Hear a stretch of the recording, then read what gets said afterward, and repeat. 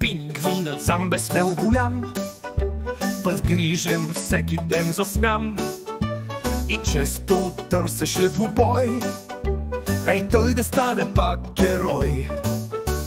А майка му над него теше, самичка риба тя ловеше и защитаваше детето, че умно е и е напето. Прилича на баща си той, пингвин красив е и от сой, а своето дете послушно, когато вечер някой гушне, съветваше: не гледай сам, защото той е калпазан. Всяко дете постига много, когато майка му е строга.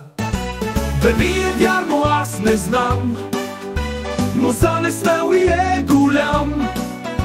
Прилича на баща си той, пингвин красив е и от сой. Пингвинът сам, но аз не знам, но за несмел и е голям. Прилича на баща си той, пингвин красив е и от сой.